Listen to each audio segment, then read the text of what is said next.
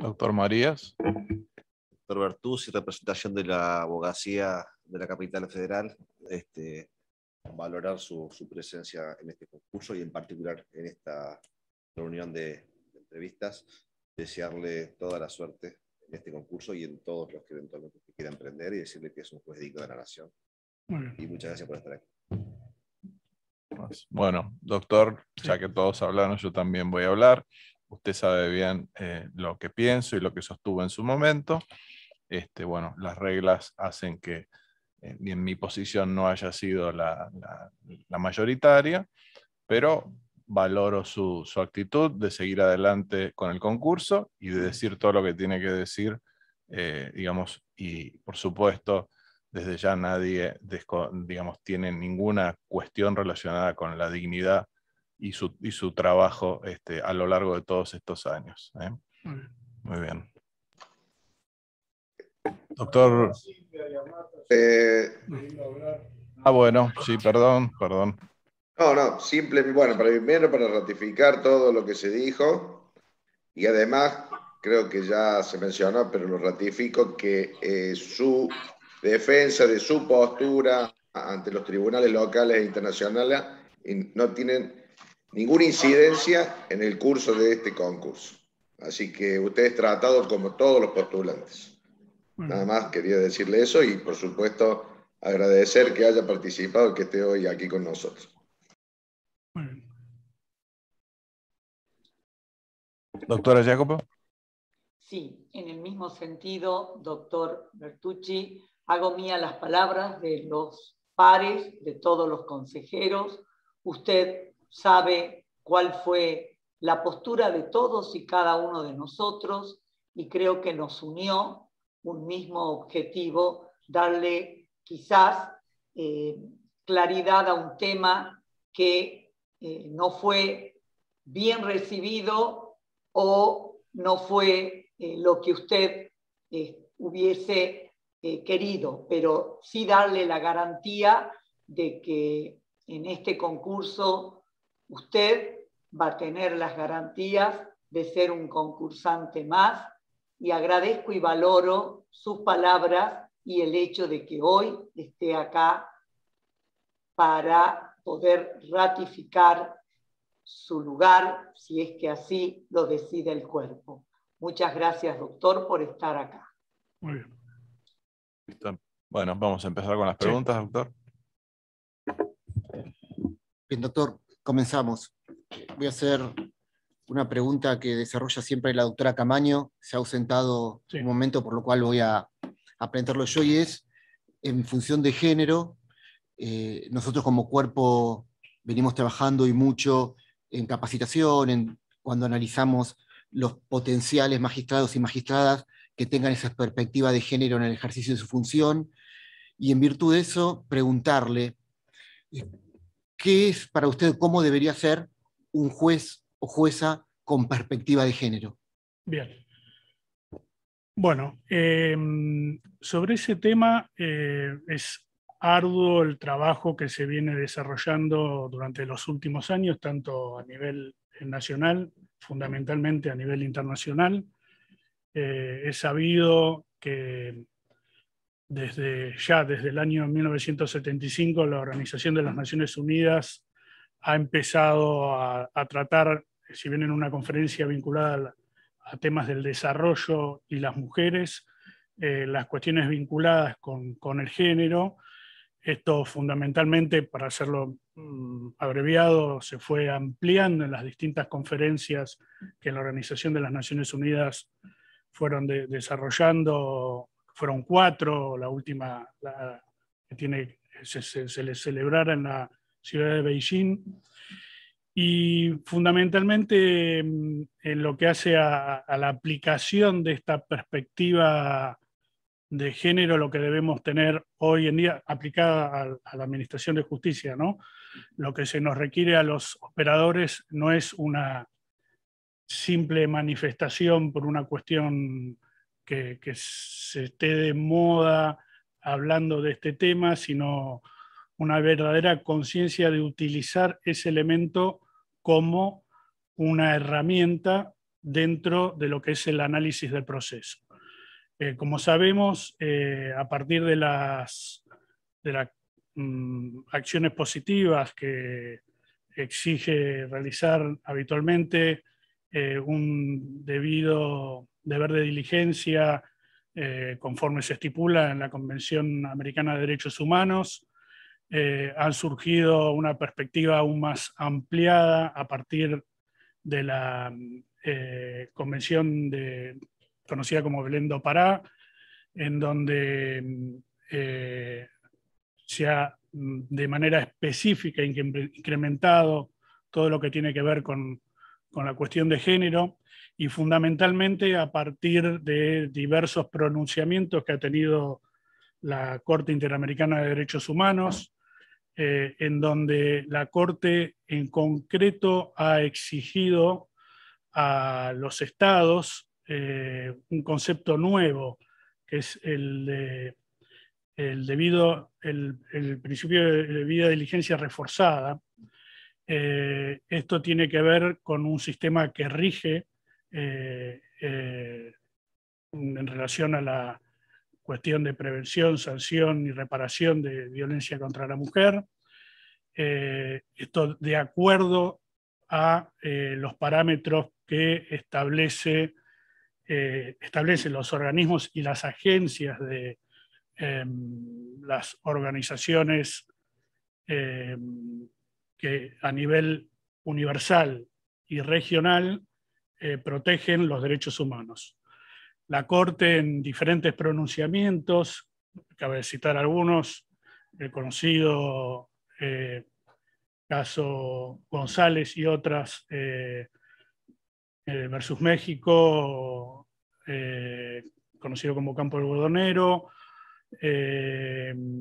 ha sido un hito para esta cuestión, porque es la primera vez que se introduce a nivel de una sentencia de carácter internacional esta perspectiva de género, y esto incluso ha tenido correlato con una modificación que actualmente se está dando en ese país a un nivel nunca antes visto. He leído en los diarios de ayer o antes de ayer una circunstancia que está vinculada a que en México asumen esta semana, creo, la mitad de los diputadas van a ser mujeres, es decir, la primera vez en la historia que se va a alcanzar una paridad de género en la Cámara de Diputados mexicano. Va a haber 6 gobernadoras estatales y creo que ya son mayoría en todas las legislaturas provinciales las mujeres. Toda esta situación aplicada a la interpretación judicial que debemos hacer en los casos donde está en juego esta circunstancia, nos lleva a analizar de una manera especial, a deconstruir la norma, en donde uno pueda analizar en concreto no la realización, un estadio de igualdad formal, sino a apuntar con ese análisis a determinar si se da lo que se ha llamado igualdad real. Para eso el trabajo del juez tiene que ser profundo. La interpretación, como dije, debe consistir en una deconstrucción de la norma que permita a los jueces advertir los estereotipos que están presentes en el caso, estas situaciones de patriarcado que muchas veces con una mirada genérica no pueden advertirse. Entonces, de ahí deriva la necesidad de la capacitación. En este sentido es vital continuar con la realización de todos los cursos que se están dando de una manera más que eficaz. Entiendo que tanto a nivel del Consejo de la Magistratura y de la Corte Suprema y varias universidades están haciendo un trabajo muy importante en este sentido. Y bueno, en definitiva, esa es la forma en que va a poder de alguna manera conseguir que se llegue a una igualdad real en el tratamiento de los casos que vienen con esas perspectivas, que a veces no son consideradas debidamente por los jueces o juezas que tenemos que abocarnos a resolver esos conflictos.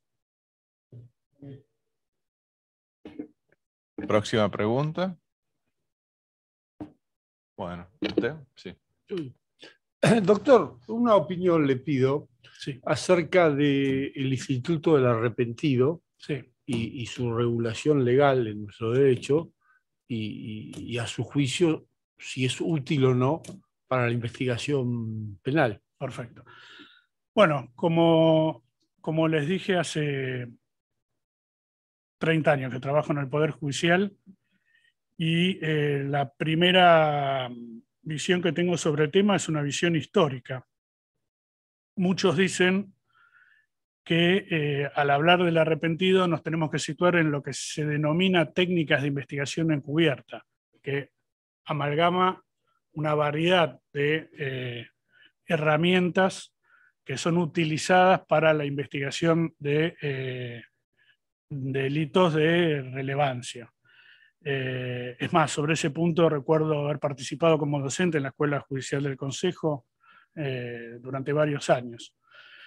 Algunos autores sitúan la figura del arrepentido ya desde el Génesis y otros citan las fábulas de Esopo.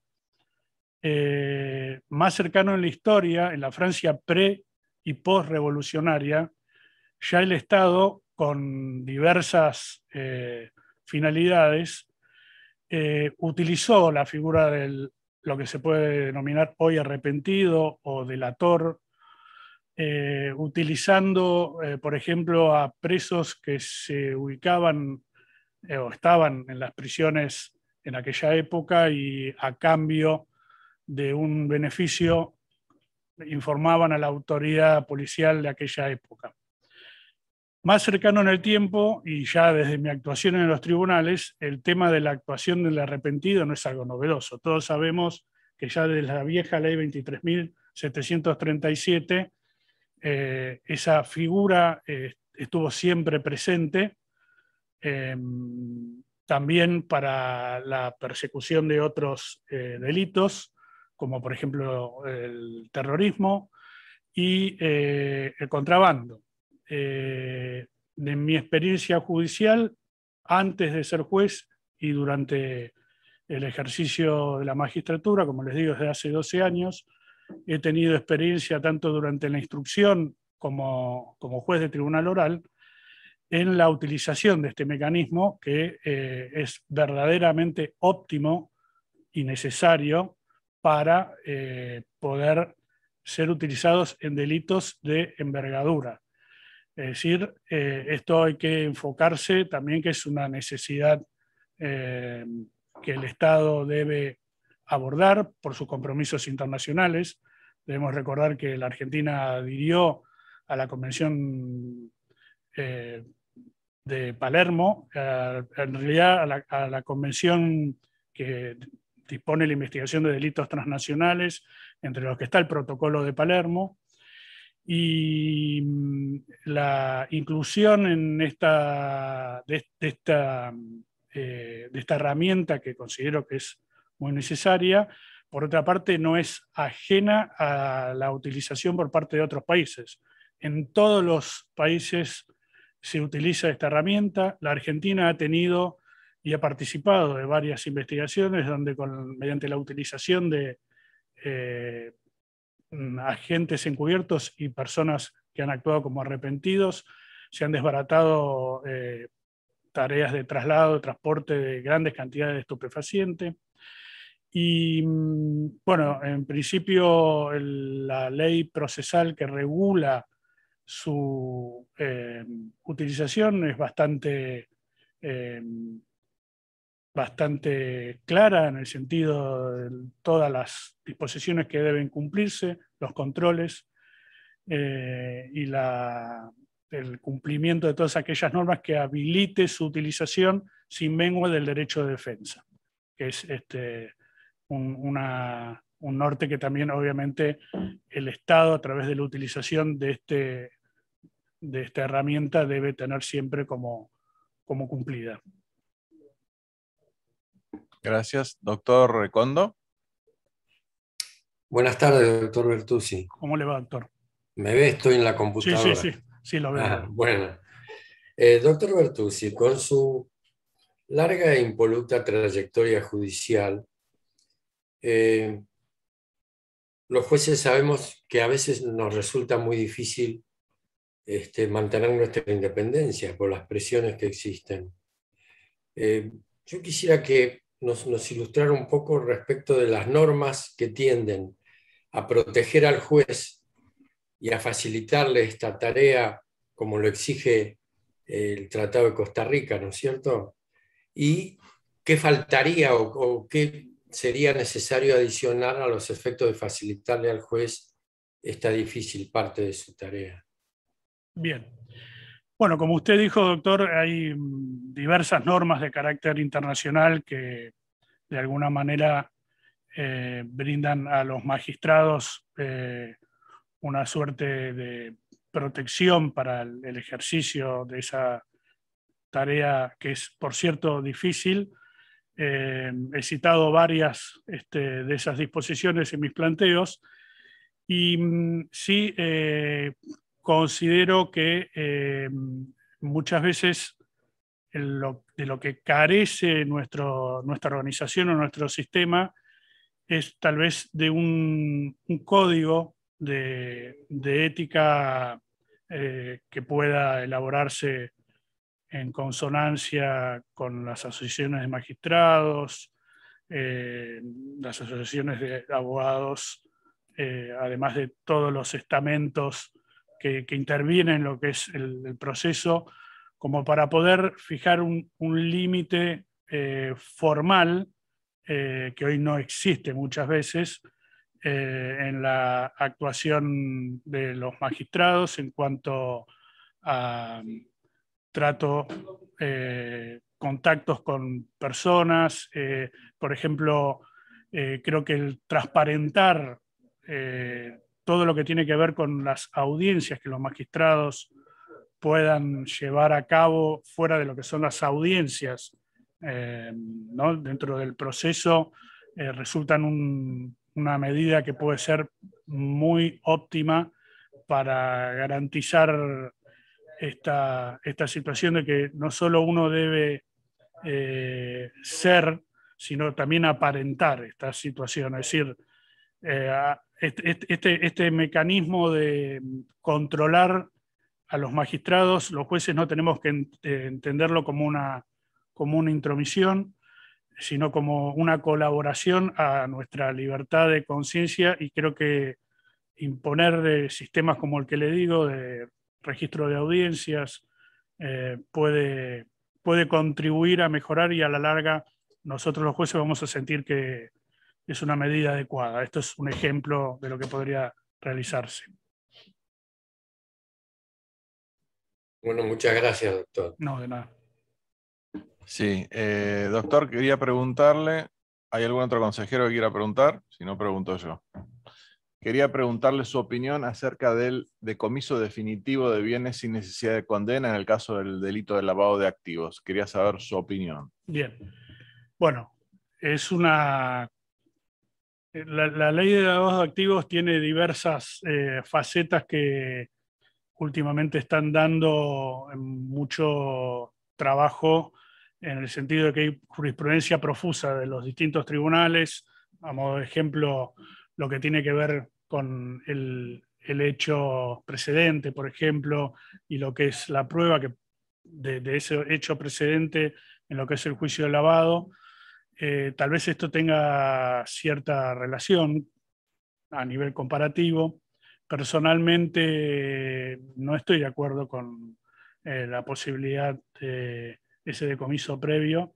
Entiendo que el requisito de la sentencia para proceder a una medida de tamaña gravedad es necesario para no afectar las disposiciones constitucionales previstas por el artículo 18 de la Constitución y las concordantes que surgen de los pactos internacionales, sobre todo porque existen medidas alternativas que permitirían la conservación de este bien que se quiere decomisar de manera preventiva o previa a la sentencia, no preventiva, como podría ser una medida cautelar o un embargo que afectara ese bien hasta tanto la resolución definitiva en el expediente pudiera alcanzarse.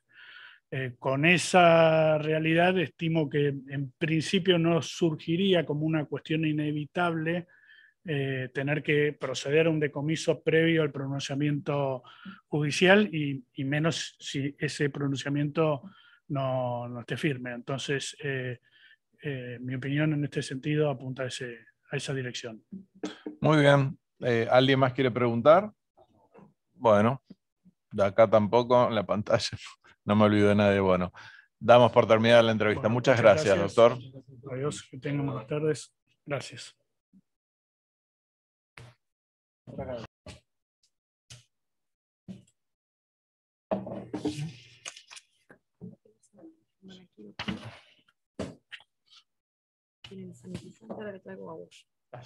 Buenas tardes, doctor Julio Gonzalo Miranda.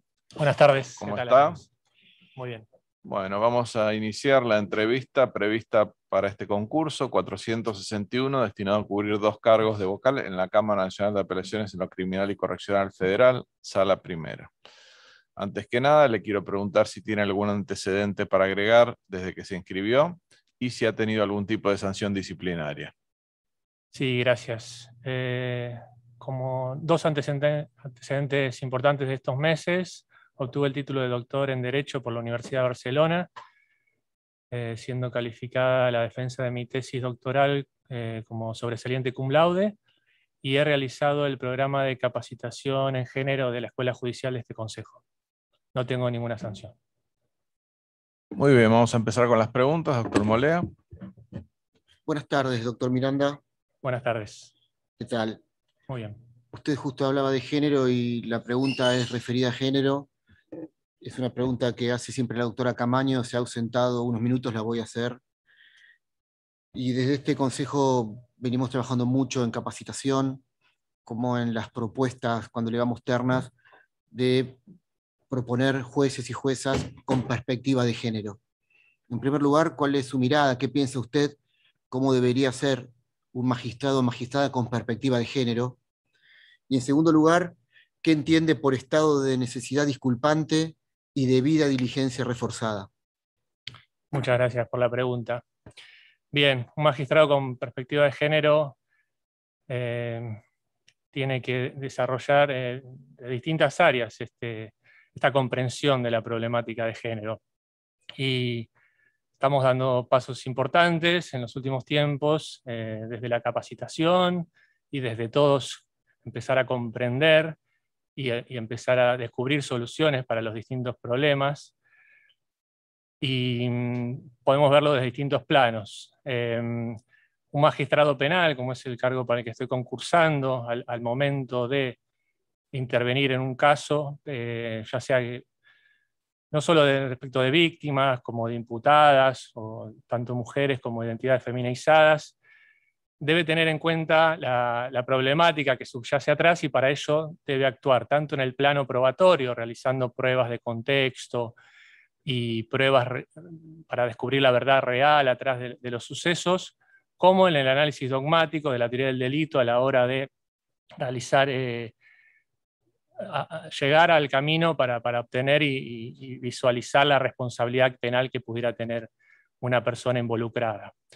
También un magistrado con perspectiva de género o una magistrada tiene que tener presente esto puertas adentro de la oficina judicial, respecto del trato de los empleados, de la capacitación continua de los empleados, de la realización de reuniones y de visibilización de situaciones, y también externa, con respecto al trato de la ciudadanía que accede a la justicia. Con respecto al estado de necesidad disculpante y al principio de debida diligencia, esto permite abordar fundamentalmente las El estado de necesidad disculpante permite abordar aquellas situaciones en las que una mujer resulta imputada y se advierte que al analizar el hecho, que podría encajar o no, encuadrar o no dentro del tipo penal, se advierte que una situación preexistente respecto de su contexto o su necesidad excluye los elementos propios del ilícito, lo cual podría eximirla de responsabilidad o, llegado el caso, si subsiste responsabilidad penal, disminuir la pena o exculparla.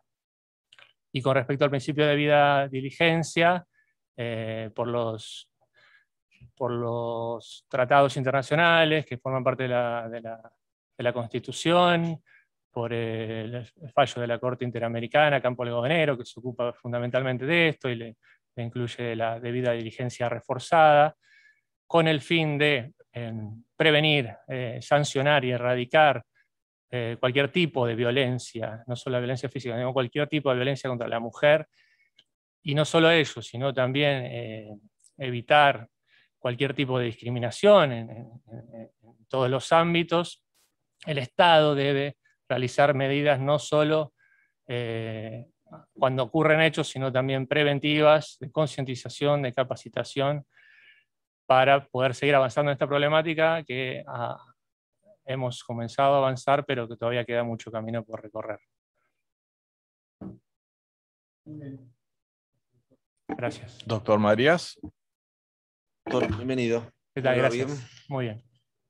Aprovechando su condición de fiscal, preguntarle por el Instituto de la Querella Autónoma, donde a veces por el abandono de la querella por parte del Ministerio Público Fiscal, el querellante decide aún así avanzar en soledad, como se dice habitualmente, si tiene conocimiento del fallo Santillán, por cierto, de la Corte, y su opinión respecto al Instituto, siendo que usted, por supuesto, es fiscal, y bueno, su mirada me interesa particularmente. Sí, muchas gracias por la pregunta.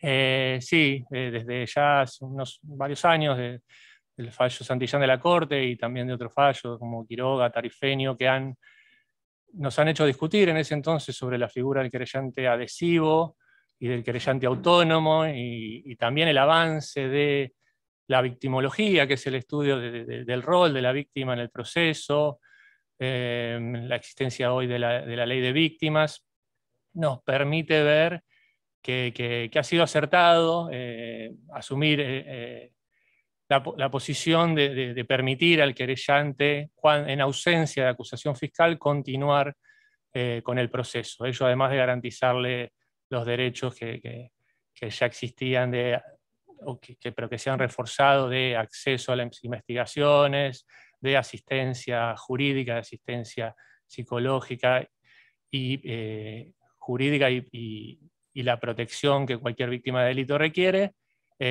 Considero acertado que en el caso en que los fiscales no acusemos por distintas razones, que pueden ser de prueba, de fondo o procesales, la querella, si así lo considera, tenga la posibilidad de avanzar en cualquiera de las etapas del proceso o de recurrir en el caso de la conclusión del proceso anticipada.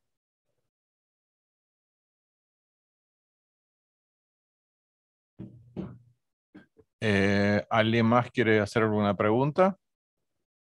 Bueno, hacemos una última pregunta. Quería que me diga su opinión sobre el decomiso definitivo de bienes sin necesidad de condena en los casos de lavados de activos. Bien, muchas gracias por la pregunta. Mi opinión es que es una herramienta favorable y necesaria para la política de recupero de activos. Se incluyó para los delitos, como usted bien decía, contra el orden económico y financiero, y en los casos en que por diferentes razones no se puede llegar a avanzar en el juicio, o se extingue la acción, o hay una huida, una fuga del imputado y no se puede realizar el juicio, pero que se ha establecido que esos bienes son producto del ilícito, ya sea por confesión o porque se ha establecido fehacientemente. Esto No es una pena, porque son bienes que no le pertenecían, no es un daño que se le realiza a la persona. Por eso también se utiliza el procedimiento de derecho privado para realizar esta acción de recupero. Nos apoyamos en algunas normas también de esa rama procesal.